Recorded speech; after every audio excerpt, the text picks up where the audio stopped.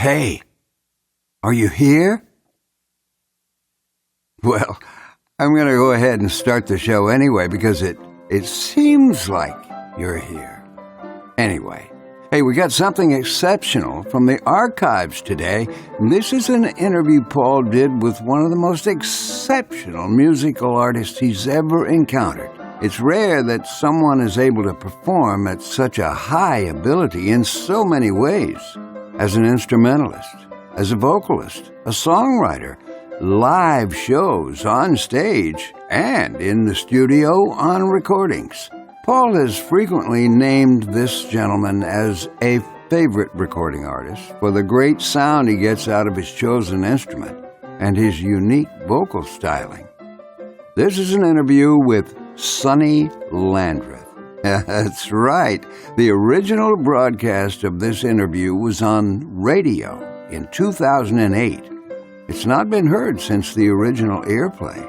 Now, the special guest today, Sonny Landreth, is a master of the slide guitar who joined Paul to talk about his album, From the Reach. Sonny Landreth is a solo artist, but he's worked with some true greats like John Hiatt, Eric Clapton.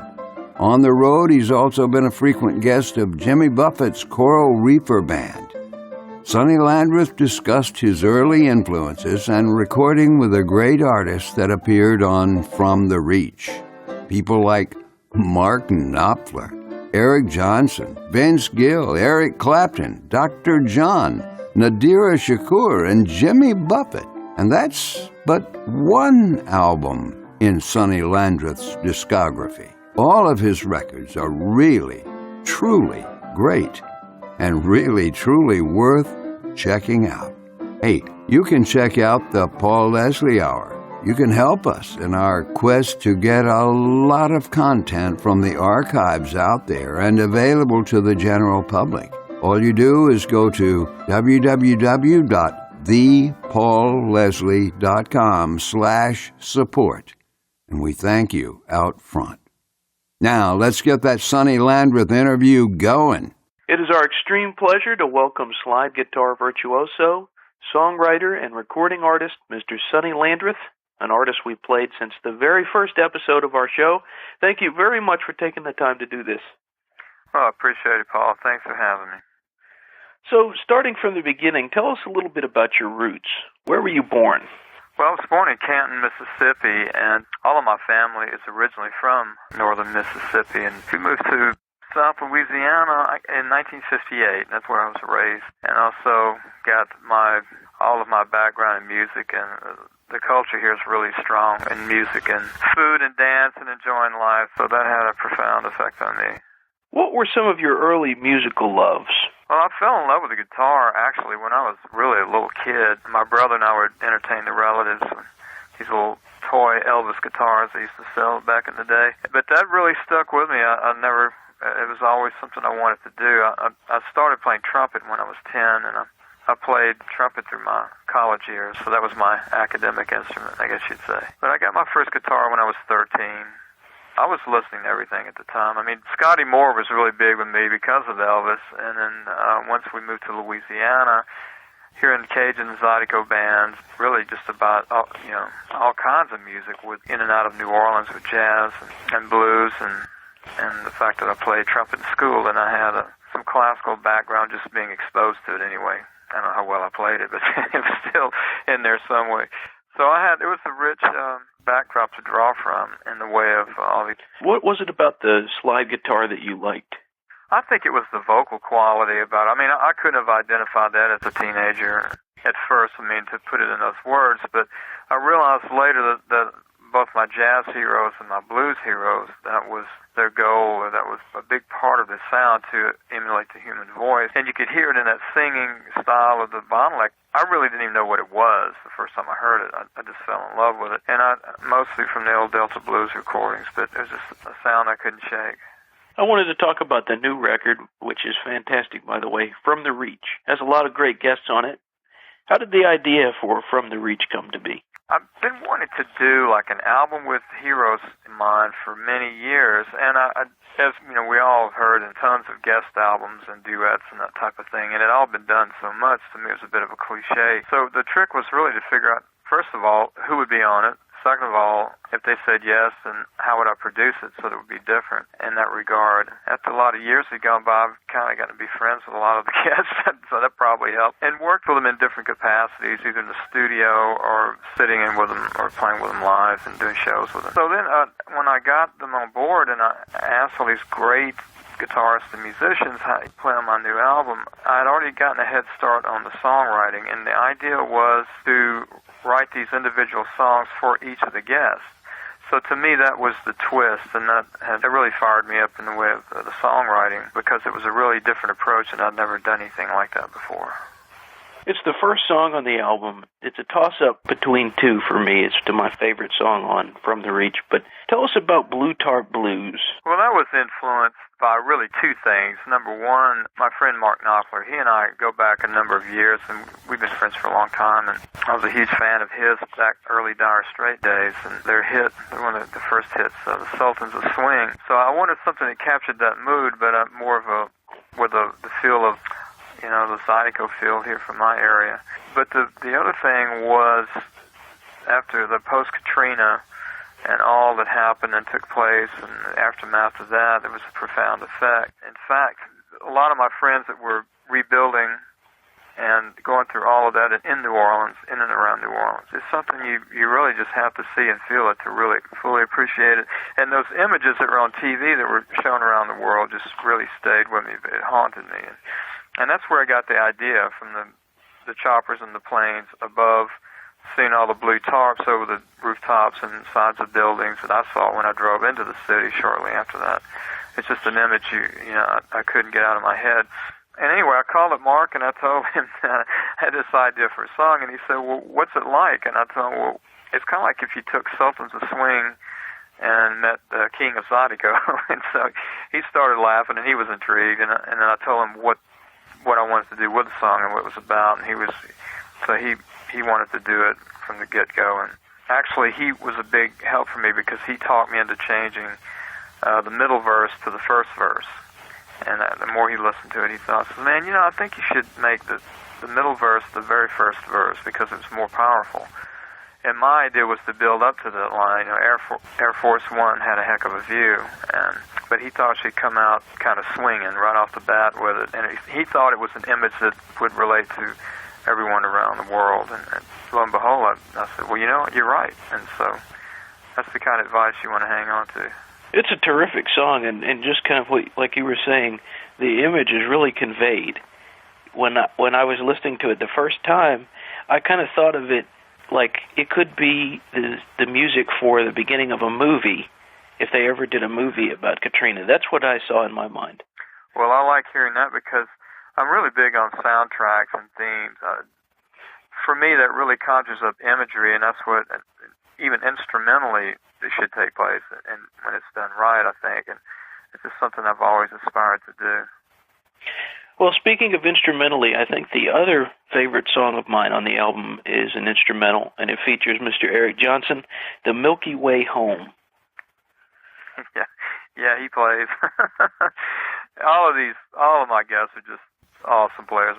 EJ and I go back a ways too, and he started playing in Louisiana back in I guess it was the late 70s, and I first heard about him, and he was playing little bars in and around the area. And the first time I heard him play live, it took me back to the three-piece band mode. I mean, he astounded me with his vision of electric guitar and his incredible technique and his tone and phrasing, and that's something all of them have, I think, all of my guests. That's something I'm big on.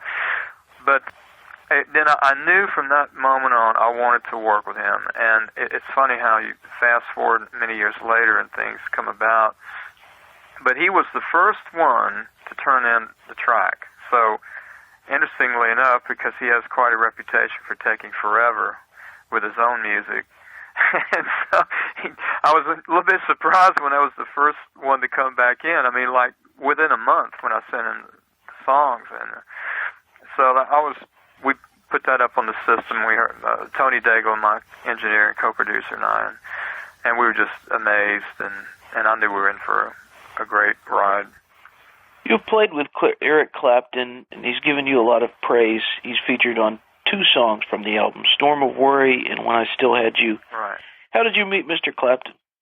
Well, I finally met him officially at the first Crossroads festival he did, for his center in Antigua. The first one he did was outside of the Dallas-Fort Worth area. And we had a number of friends over the years, and we kind of communicated to each other through them or other avenues through management and whatnot. And I talked to him on the phone and that kind of thing, but I didn't actually get to meet him face-to-face until then.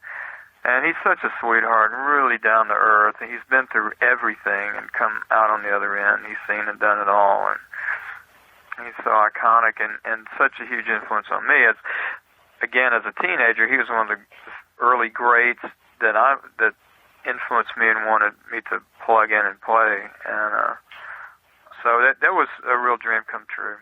And another artist you've been playing quite a bit with is Jimmy Buffett. Oh, yeah, Jimmy. I met Jimmy backstage at the New Orleans Jazz and Heritage Festival. I don't know, I guess probably back in the early 90s at least. And he's good friends with Quint Davis, the promoter, and also I think the first time we were playing with John Hiatt that we actually got to have a conversation.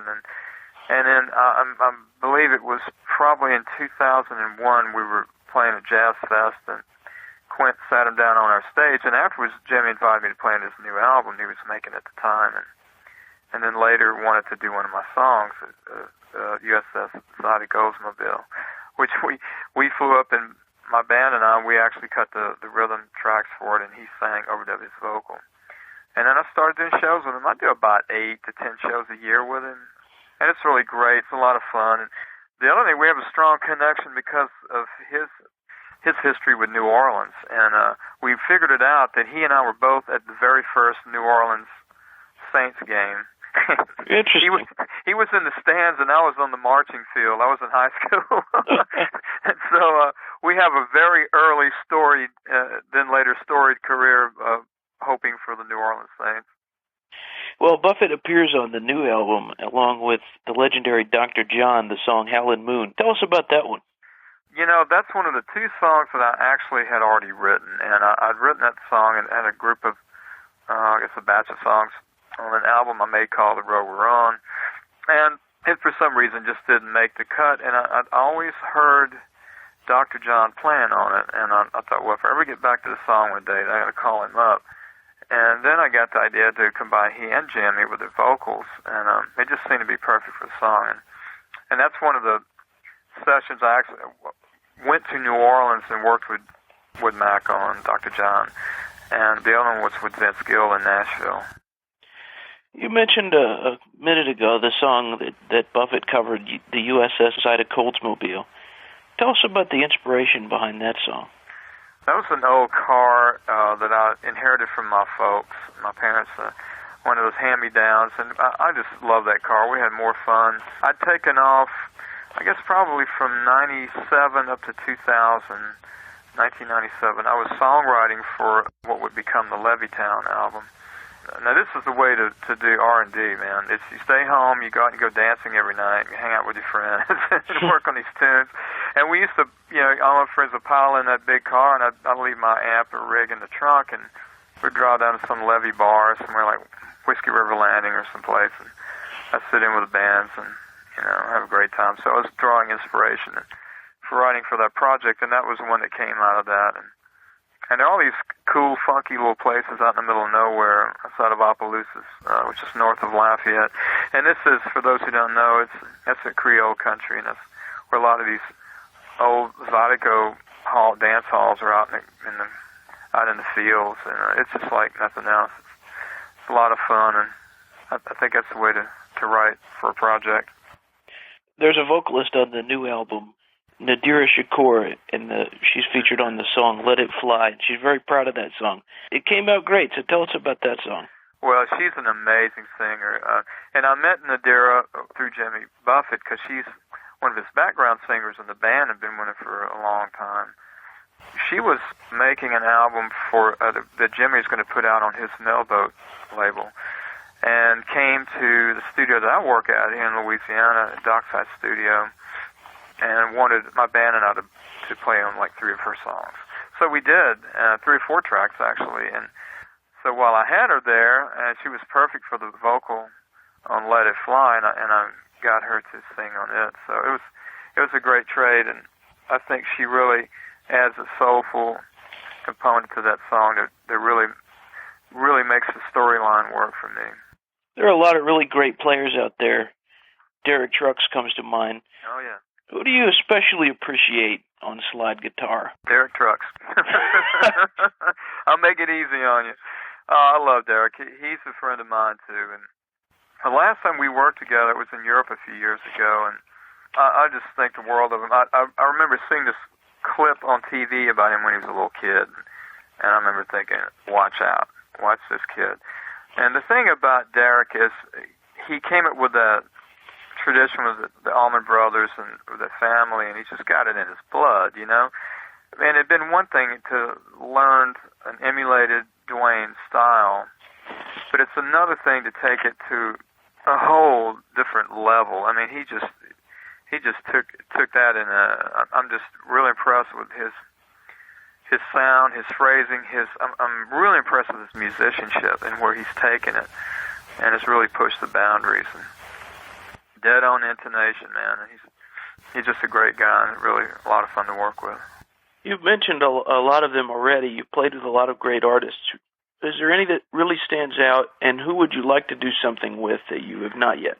Well, I'll tell you one of the sessions that does it's pretty tough to pick one, but there if I had to pick one, it was a Gatemouth Brown session I played on way back, and it was just one of those that just all came together. It was a JJKL tune, Cry Sister Cry, and I think that day, somehow that just kind of all came together, and it was Jim Keltner on drums, and Amos Garrett on guitar, and myself and Gates singing it, and talk about other heroes, and I never worked with Amos or with Jim Keltner before, so that was a real kick, and I just thought the way it came out with using Gates, Gates singing that particular song really gave it a vibe, and that's one session that stands out. As far as someone else I'd like to work with, I've got a list. I'm just getting started, but Jeff Beck comes to mind right off the bat, but I have a running list. I'd actually like to take this theme, or this approach, I guess I should say, and do an instrumental project, and so we'll see what happens. That'd be interesting. I've thought many a time, seeing Derek Trucks, that I'd like to see you guys. I know that you have played together, but I would love to see you guys together. Well, absolutely. I mean, I'm counting on that. So that's a different project, though. What I have in mind is like an all-slide guitar album, and so even acoustic, electric, and a lot of my friends and heroes to make it all like an all-slide guitar project. So I don't think that's ever been quite done like that before, so I better get it done before somebody steals my idea. There's one more song I wanted to ask about from the new album, and I thought this was interesting. It was written with Wendy Waldman. Mm-hmm. That was the other thing. Yeah, I mentioned there were 2 songs, and that song, I had the riff and the changes for the most part of that song. It was just a song idea way back, I guess. I think it was right after the first tour with John Hiatt, so that would have been in the late 80s. I remember coming home, and I bought one of those Akai 4-track recorders. That was kind of the thing at the time for home studios. And I hardly had enough time to wash clothes, and then we were leaving for Europe. And I remember pulling it out of the box, and I just plugged the guitar direct into it to record, just to see if it worked. And I came up with that idea. So that was been on the back burner for a while. And when I was working on the Levittown album I'd mentioned earlier, I guess that was probably by then, it was around 98 or 99. I was working with Mike Post out in Los Angeles, and he introduced me to Wendy, and I hooked up with her. We got together to co-write, because I was trying to co-write with other people, and the 2 that really stuck for me was working with her and working with Will Jennings. But that song came out of she helped me finish it and come up with, point me in the right direction, and we traded lines on some of it. And so that's another one that's been sitting around for a while, and I felt like it was just the right time to do it. And Vince was perfect for the song, and I kept hearing him on it, and so I went up to Nashville, and we cut some of the vocal tracks from the other songs, and also that one. You've mentioned him a couple of times in this interview, John Hiatt. There's one song that you played on that I think is one of the most incredible songs, Farther Stars. Yeah, I love that song. In fact, that's my favorite song on that album. I just think John he's just a consummate writer, singer-songwriter, and working with him was such a great opportunity, especially because to hear him in action, when you're on the road with somebody all the time, you hear him in the room next door to you working on a song, and you go, that's interesting. And I start hearing ideas for licks, and it's a pretty cool way to sort of, through osmosis, to kind of start letting it in and seeing where it takes you. That's just part of the process, I think. But that was really unique.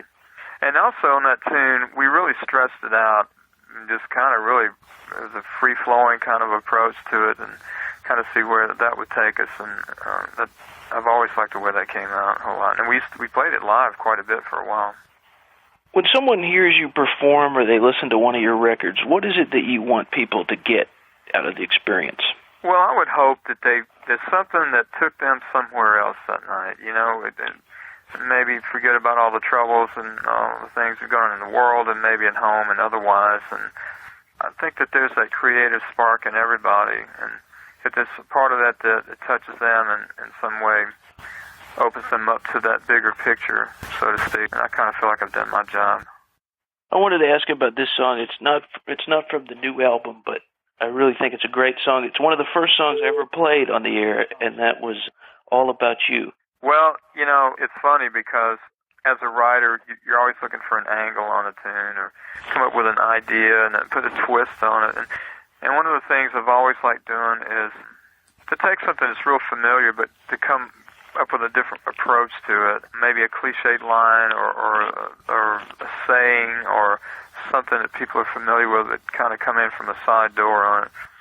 And I thought one thing to name the song All About You, but in fact, you would have to take the time to either read the lyrics in the booklet that we spend so much time putting together and know that, in fact, it's not all about you. And so there's a little irony there I kind of like.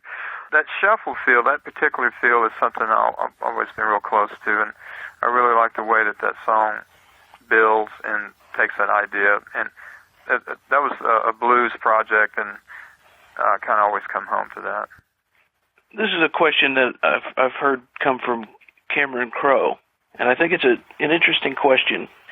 What is it you like about music? Well, music to me is I have kind of adopted the Jimi Hendrix, when he said music was his religion.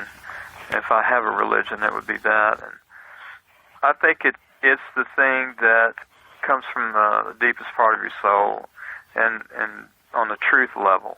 Not all the agendas and perspectives and prejudiced perception and ideas about reality, but more the true nature of reality. So it comes from a truth level for me. I think it has all to do with creativity, and that's sort of my outlet for it. That's the way I access it, I should say. And just the notion that there's no end to creativity, that to presuppose there's such a thing as perfection is to limit the experience of creativity. And I found that with music. There's always a surprise in there. There's always something new I learn.